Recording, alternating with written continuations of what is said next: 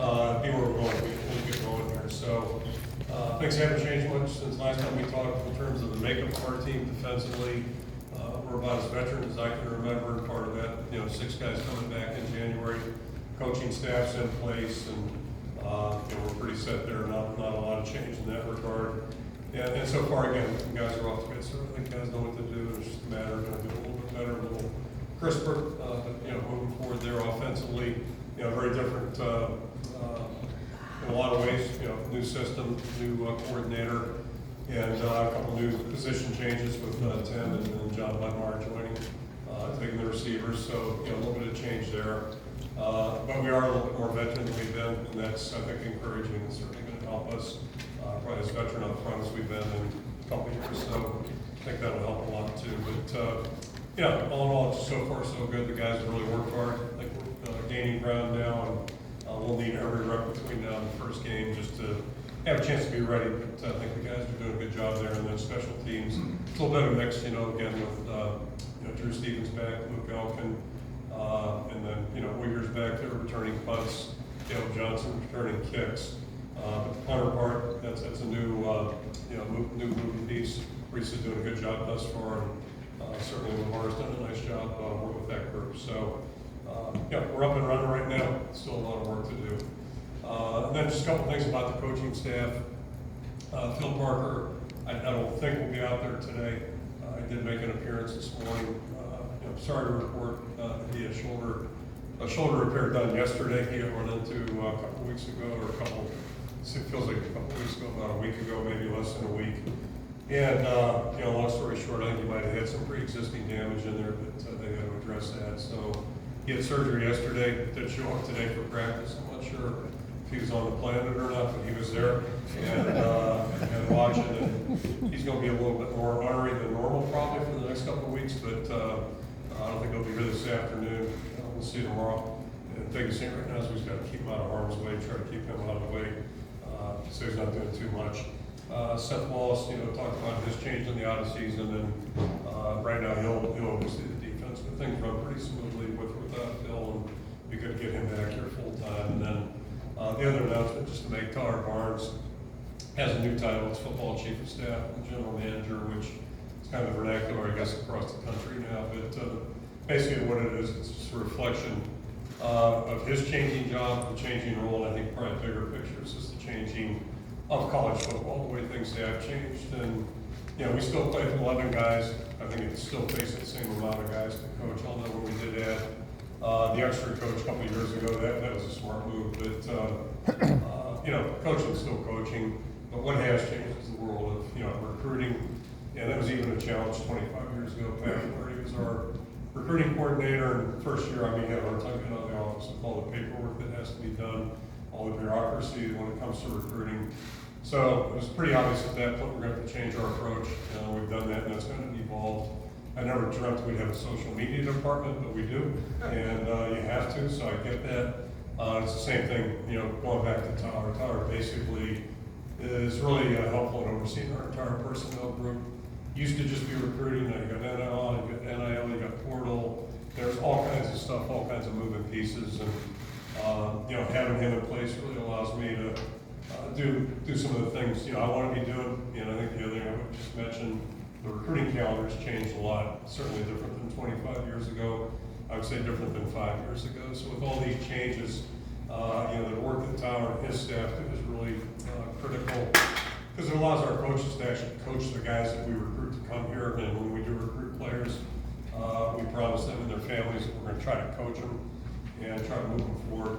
To do that, you have to be here and you have to be present, mentally and physically. So it's really interesting how things have shifted a little bit, and I think it's a bigger challenge now than ever. So I want to give compliments to our personnel department. They're doing a good job, and allows the coaches to do, I think, what they enjoy the most, and hopefully what they do best. So just in closing, again, just new team, new time, new team, new opportunity. We are a different team than we were in April, and lots happened since then.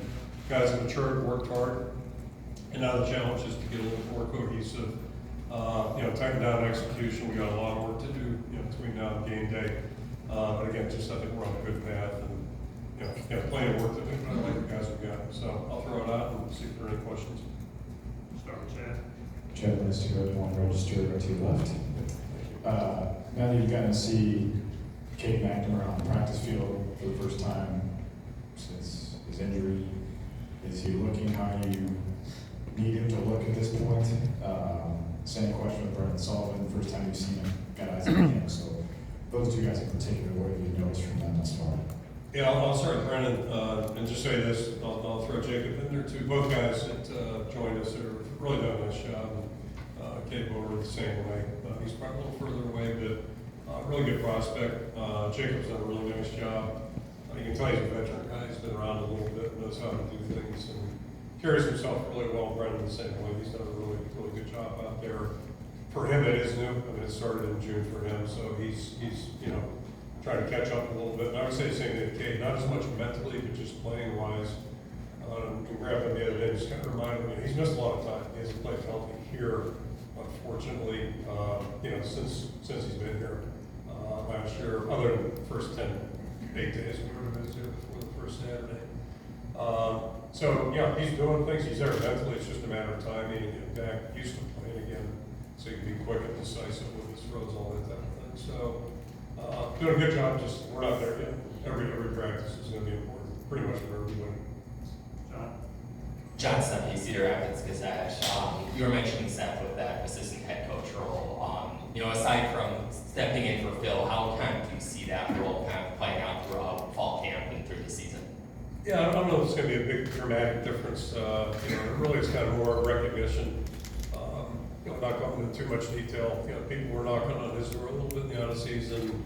I appreciate the fact that he chose to stay here. I really do. And credit to the people that were knocking on his door. It's smart. He's a really good coach, a good person.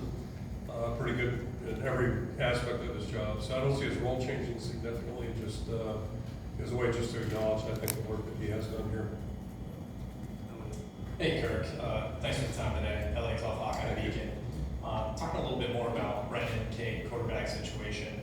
I know Brendan was third on the depth chart that you released, or that was released over the Big Ten Media Days. Would you say he's kind of moved into that second spot? Is he splitting maybe first team reps with Cade? What does that look like?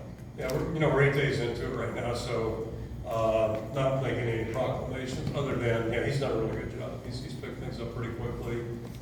Good prospect, and one advantage he has over Marco is he's played. He's been out there, I think 6 starts, I think correctly, and played the week before us against Maryland and looked really good in that game. So I think he's a little further ahead from that regard. He has that experience, a little bit more confidence and decisiveness in what he does. I think probably the best way to term it right now, it's like all positions. We'll make decisions here as we go along. But the room overall is a lot more competitive than it was certainly at the end of last December. And that was the goal, try to get a room where you've got good competition. We want it in every position, and some positions are a little better than others that way. Hi, Kirk, over here. Okay. Scott Doctor with the Athletic. These bright lights. I wanted to ask you about your defense and kind of more holistically than narrowly this year, and that is, since 2018, when you made the change to go to a cash, 4-2-5, the numbers speak for themselves as far as the growth and what the defense has been able to do. Has it surprised you that they've been so successful, especially against the run, considering you're running 2-gap and not necessarily filling every single gap with his safety and everything, just the way that they've been able to compete at the highest level? Yeah, I mean, that question actually triggers, going back to 2000 against Northwestern out here. 2000, yeah, right? They were ranked, we weren't, obviously. I think we came off the Penn State win and played them, and they had put up 54-56. I have to look it up against Michigan the week we were beating Penn State. And I'll never forget leaving Norm's office that night. He and I watched that film together, and we're both like, oh boy, better get a bigger boat. And I left that night and I just said, Norm, I'm guessing we're going to match up against these guys. They were a 3-wide outfit. It was the greatest show on turf. Kind of, they took some ideas from that. And next morning I came in and Norm said, we're going to play our defense. And his thought was, Lamar is our outside backer. And he felt like, let's get our best 11 guys on the field and play our defense the way we know it. It worked out beautifully. So I learned a lesson, not that I was second guessing, but it just like, Norm knows what he's doing, leave him alone. And, yeah, so over time, you just keep looking at things, and, we made that decision. If we can find the right guy, then we'll do that. It takes two things, I think. You have to have the right guy to be able to play a position. Sebastian's really good at it. Been fortunate there. Cooper could do it. I got a couple guys right now that are working there. And then the other guys have to be able to do what they have to do.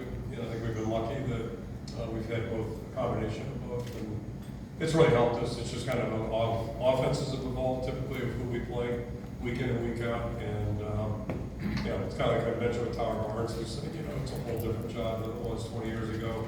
So I think you have to look at the game that much a little bit differently too. And that's where I do chuckle a little bit about, the new teams coming in. It's going to be a big adjustment. Well, college football has always been pretty diverse, and, whether the guys from the West Coast, Middle America, or East Coast, a 3-wide offense is a 3-wide offense, so it's a 4-wide offense, so, not that big a deal. I want to ramble there, sorry about that, yeah. Coach Ferentz, first off, good afternoon.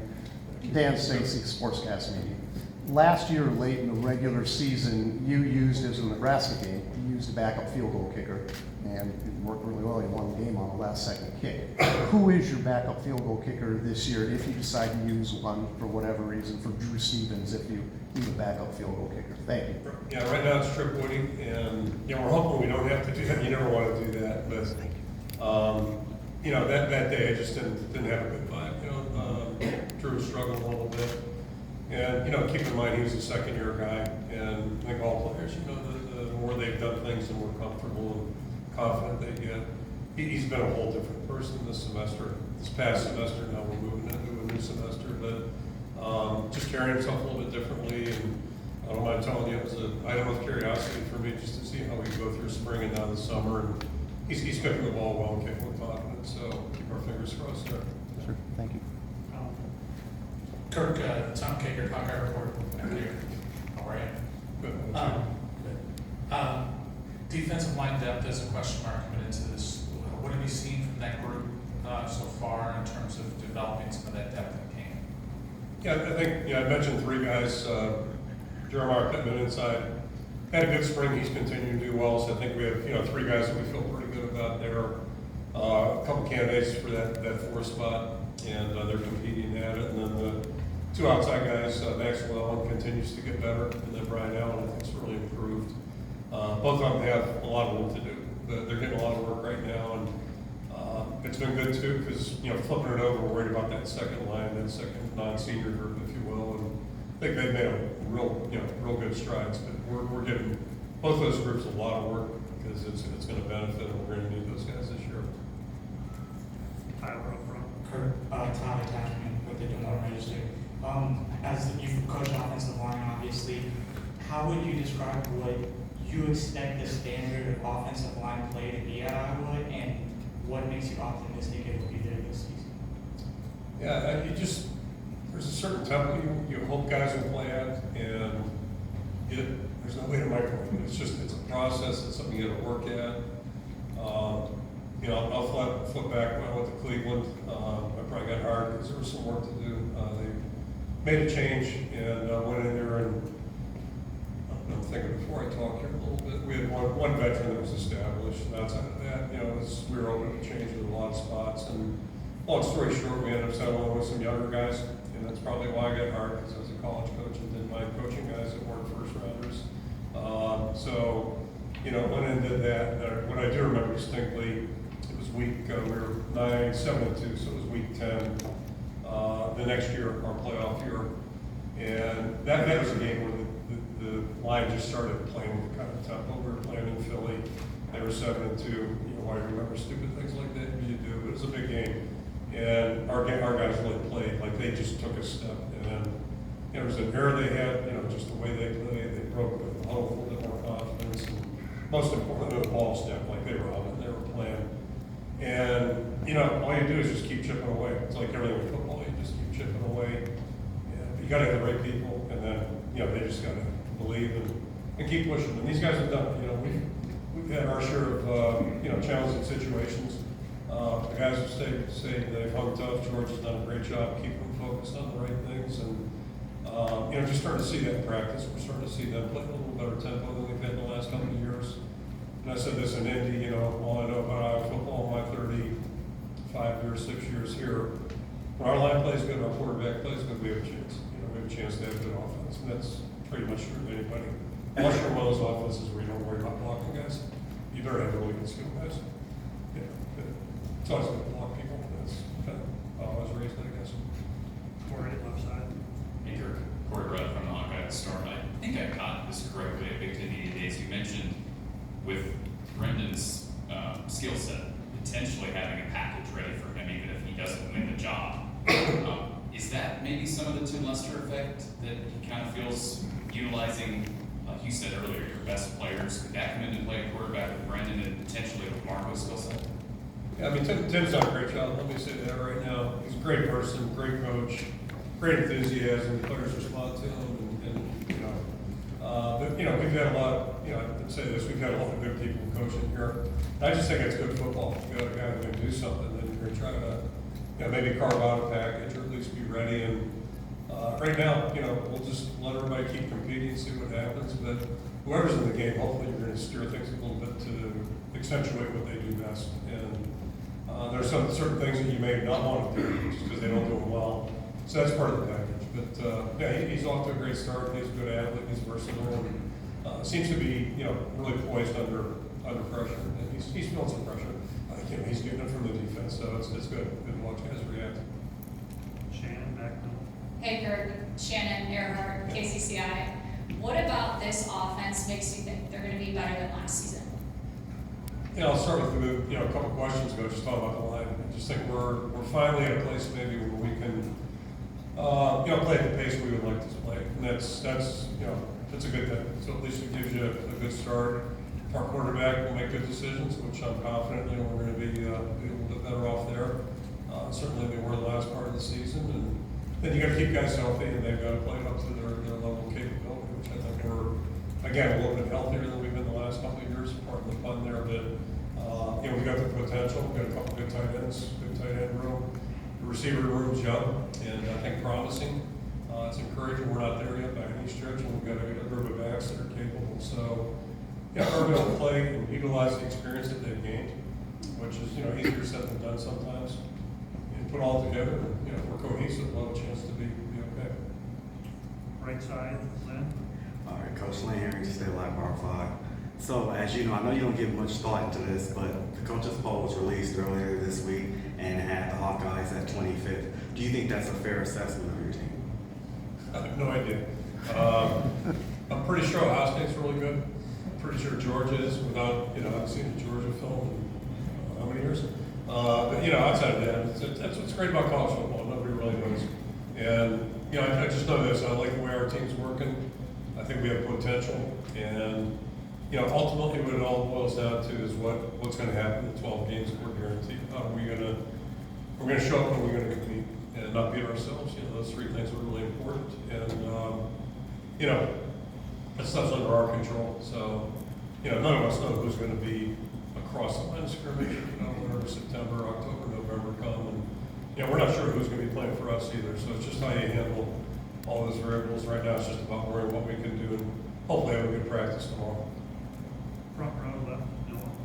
Thanks, Coach Ferentz. No Caruso, KDSN Radio. You talk about bringing that veteran experience back to this roster and coming off a successful year. You've been able to establish one of the most consistent programs, not just in the Big Ten, but in all of college football. And with that expanded playoff coming around, now it opens up a unique opportunity. Does that change the approach and the goals for this season and an expanded Big Ten that's just as competitive as ever? Yeah, I guess the goals changed a little bit because now, playoffs are a little more doable, if you will. The goal is always just to, probably play as good as we can the first time we're out there, and then, right on down the line for all 12 of them. I will say this about the playoffs. I am excited about that. I think excited is a strong word, but I'm happy about it. I thought it was not necessarily healthy for college football to go to 4. Now we all, and last year's a good example, we all argued who's 4, who's 5. Used to be we argued about 2 and 3.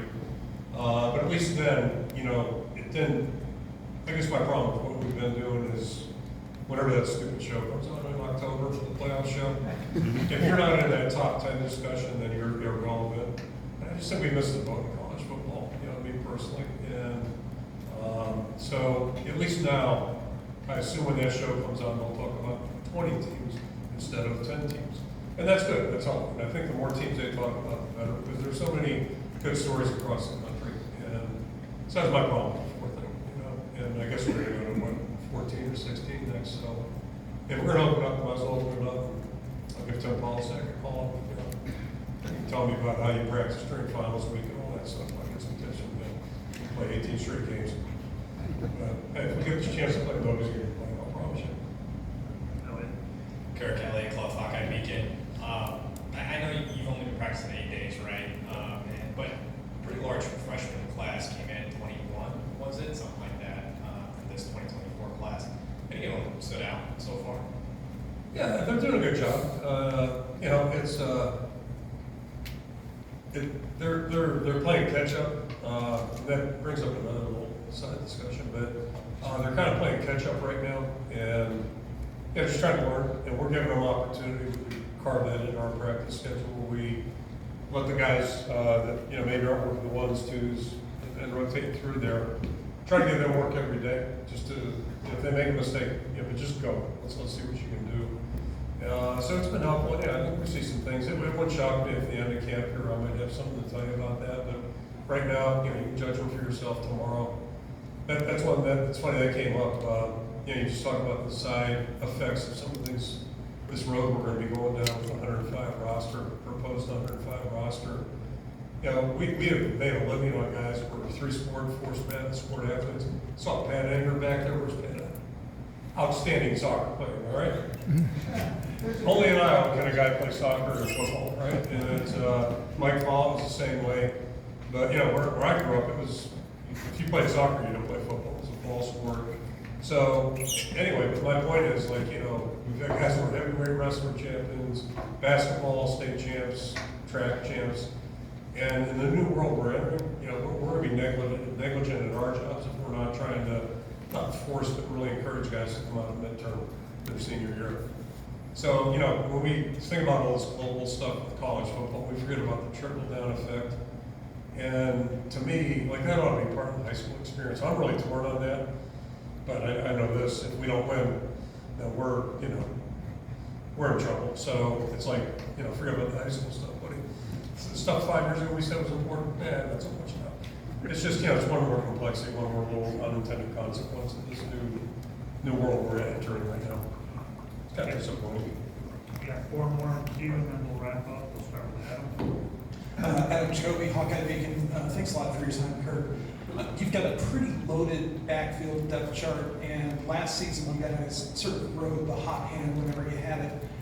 As you've seen practice go on this year, has anybody really started to stand out in that backfield, or is it just going to be a who's running the best week by week?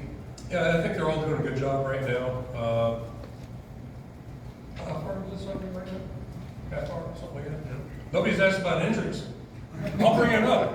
I'll volunteer. That's it. So we got 4 or 5 guys that have been out with soft tissue injuries and stuff like that, and unfortunately Sean's one of them. So you triggered a thought there. So we know who he is. I mean, and we got total confidence in him, but he hasn't been able to go. Hopefully we'll get him moving here pretty quickly. He's working through some stuff. Nothing long term. A couple of receivers out of that, but to that point. So, you know, the room got reduced by 1.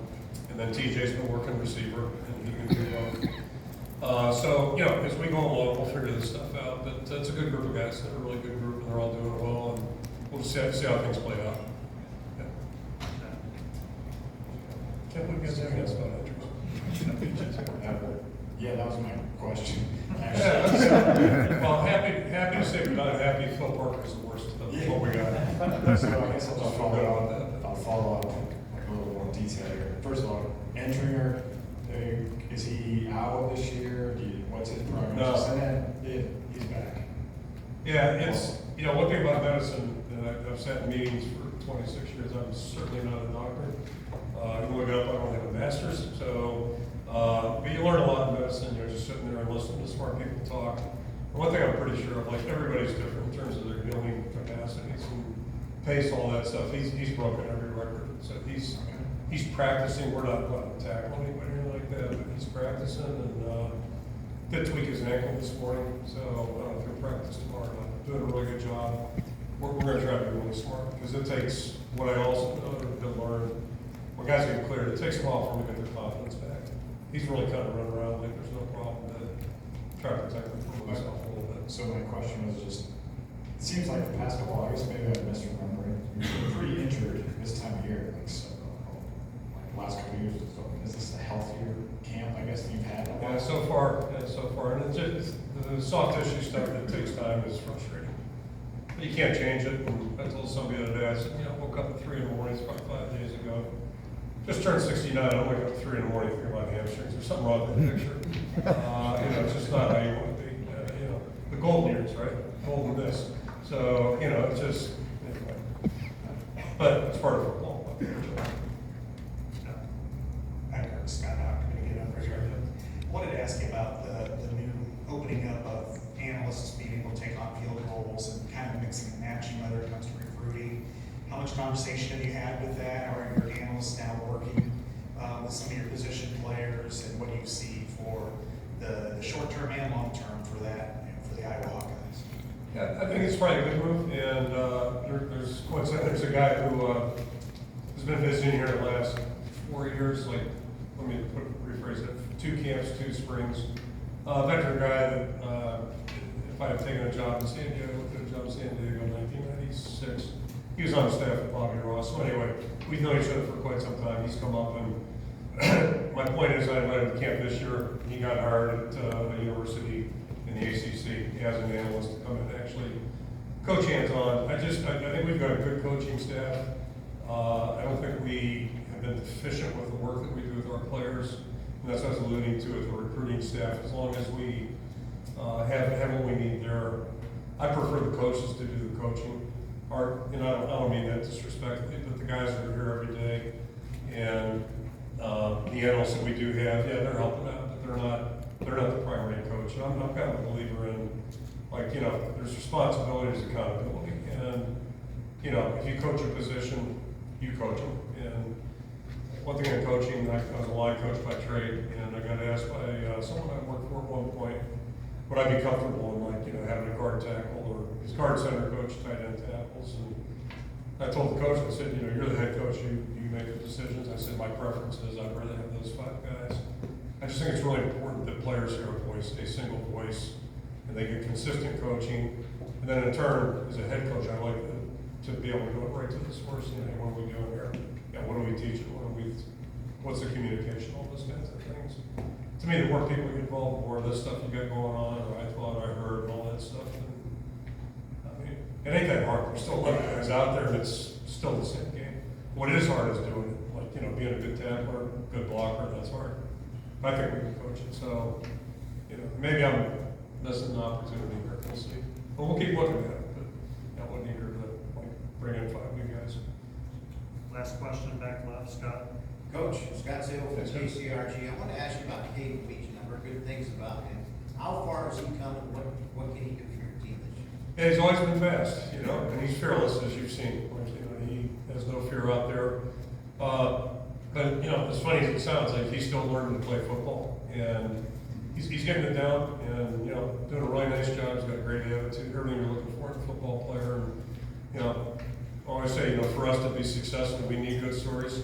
And it'd be wonderful if this is his time to just kind of bust out and play with confidence. I would say he hasn't done that. He hasn't played with kind of confidence. That kind of sounds contradictory. He is fearless, but he doesn't, confidence in what he's doing, how to do things, how to set things up.